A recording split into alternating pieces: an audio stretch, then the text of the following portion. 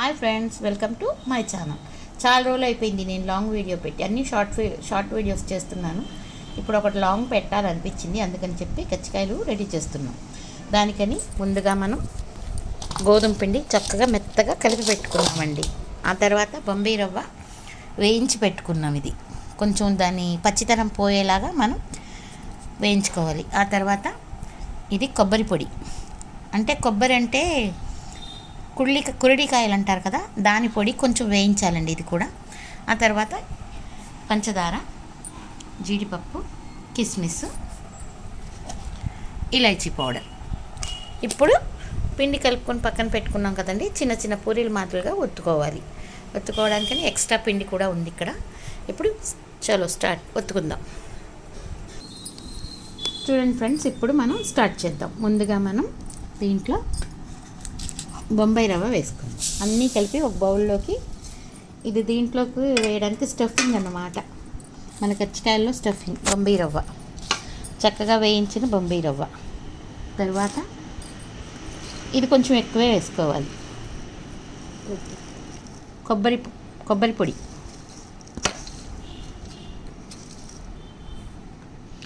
ఆ తర్వాత పంచదార మన స్వీట్కి తగ్గట్టు వేసుకోవాలి.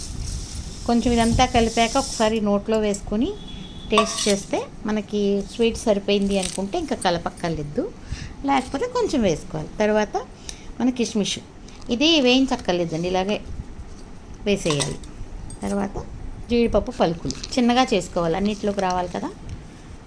ఇలా చేసుకొని ఇప్పుడు ఇది మిక్స్ చేసుకోవాలి బాగా.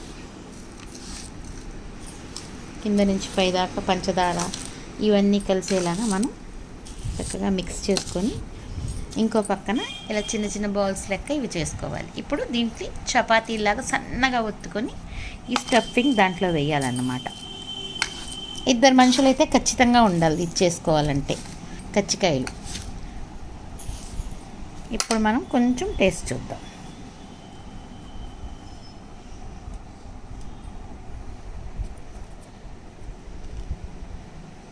సరిగ్గా సరిపోయింది. ఇప్పుడు ఇదంతా కలిపేసుకున్నాం కదా, ఇప్పుడు యాలక్కాయ పౌడర్ అన్నమాట అంతా మిక్చర్లోకి పట్టేటట్టు మిక్సింగ్లోకి వేయాలి. మళ్ళీ ఇంకొకసారి మొత్తం కింద నుంచి పైదాకా కలిపేసుకోవాలి బాగా.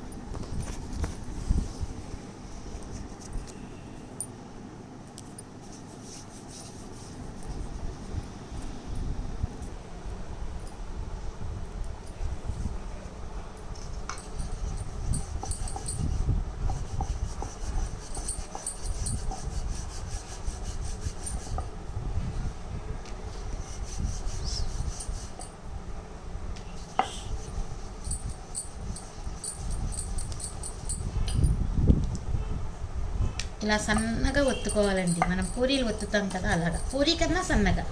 తర్వాత ఇలా ఇదంతా మిక్చర్ చేసాం కదా మనం, బొంబాయి రవ్వ, కొబ్బరి పొడి, పంచదార, యాలక్కాయ పొడి, తర్వాత జీడిపప్పు, కిస్మిస్ ఇవన్నీ వేసాం కదా. ఇట్లా మనకి ఏదైనా డిజైన్ కావాలనుకుంటే ఒక బ్యాంగిల్ తీసుకొని ఇట్లా కొంచెం గట్టిగానే వత్తాలి. మళ్ళీ మధ్యలోంచి ఏదైనా ఇదైతే బ్లాస్ట్ అయిపోతుంది, పగిలిపోయి ముందంతా పాడైపోతుంది. ఇట్లా వేసుకోవాలి ఒక శారీ మీదకి. ఇలా అన్నీ చేసుకున్నాక మనం చక్కగా, నేను ఈరోజు ఈ కజ్జికాయలు స్టవ్ మీద కాకుండా కట్టెల పొయ్యి మీద చేస్తున్నాను. ఇప్పుడు తీసుకెళ్ళి మనం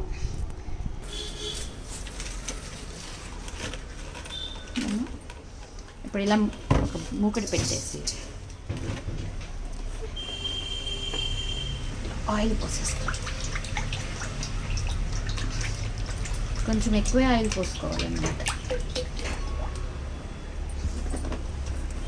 చక్కగా ఇలా ఆయిల్ వేడయ్యాక ఒక్కొక్కటిగా మనం ఇలా వదులుకోవాలి.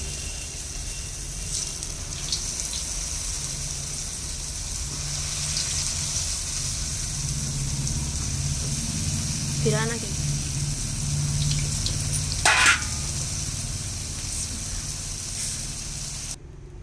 ఇందాక ఆయిల్ బాగా హీట్ ఎక్కిపోయిందండి, అందుకని ఫస్ట్ వేసిన వాయి 5 మాడిపోయింది అనమాట. తర్వాత కొంచెం ఆయిల్ని చల్లారబెట్టుకొని మళ్ళీ స్లోగా వేస్తున్నాం. ఇప్పుడు చక్కగా అవుతున్నాయి.